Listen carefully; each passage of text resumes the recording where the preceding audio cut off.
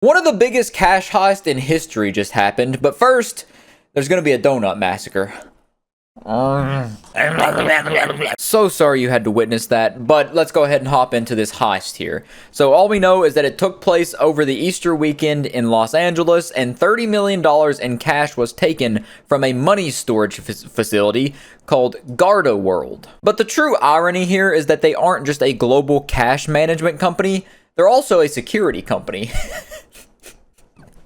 And there's actually some footage here we can look at real quick, coming from ABC7, showing the aerial footage from the helicopter of this facility and how there was a hole that they broke into the side of the building and then patched it up with like plywood, which is presumably how the thieves were able to yoink $30 million out of these vaults. And it's been a while since someone came up with a super villain evil genius plan like this and hit a dubious lick on somebody, taking millions and millions of dollars in just cold hard cash. And the craziest part of this is that it was done so flawlessly. It says the thieves broke into the facility undetected without setting off alarms by going through the roof, and then they somehow got into the money storage area. And on top of that, the heist happened at some point over the Easter weekend. They aren't really sure, they can't pinpoint exactly when, but it wasn't even discovered until Monday morning.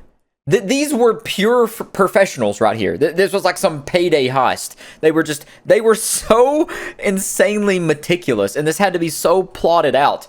I'm thinking the Legion of Doom might have done this. This wasn't just some ragtag team of crackheads stealing TVs and meat from Walmart. This was actual professionals who know what they're doing and apparently are insanely good at what they do. I don't think this is ever going to be solved, which is the craziest part, is how flawless this was. Like, it genuinely feels like some GTA 5 Lester masterminded heist. And this obviously leads to a bunch of questions. You know, was it an inside job? Was it one person? Was it multiple people? It had to be multiple people to be executed like this. Like, there were multiple people playing multiple roles and positions.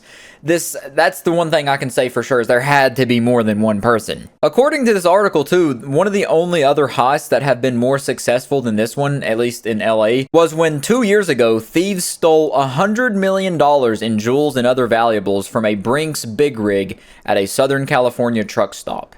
And those thieves have still not been caught. So that definitely tells me right here that the people who stole this $30 million over the weekend that Jesus rose from the dead, they're not going to be discovered. Because in much similar fashion, there's not a clue, there is not a hint as to who done this. Even if you called in Scooby and the gang, they're not going to figure this out because they got to have clues to solve a mystery, and there are no clues. There is not even like they didn't even leave a pube hair behind. And it seems like some of the authorities and people that were interviewed in this article are saying that the building didn't have enough security and that they should have been protected from top to bottom.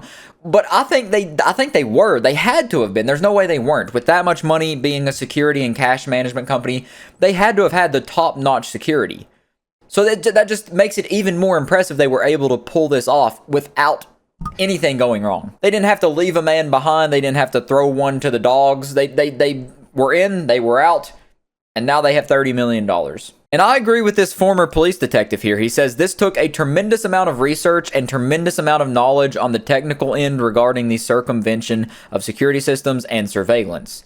100%. You got to give them credit. They knew what they were doing. But also a very interesting fact here, it says the weight of $1 million in $100 bills is 22 pounds. And if you were to account for various denominations like 5, 10s, and $20 bills, the weight of $1 million in cash would be about 250 pounds, which would take the overall weight of this Easter weekend heist to 7,500 pounds, or for those of you across the pond with fucked up teeth, 3,400 kilograms, which equals about 3.5 tons. Or how much your mother weighs. But that's pretty much it for the heist. There's very little information actually known. All we know is the company that was hit, the amount of money that was roughly stolen, and the time frame it was done in. Other than that, they left no trace, no case, and they have $30 million in their pockets. So if you see someone walking around with like money hanging out of their pockets, they're probably the ones that did it.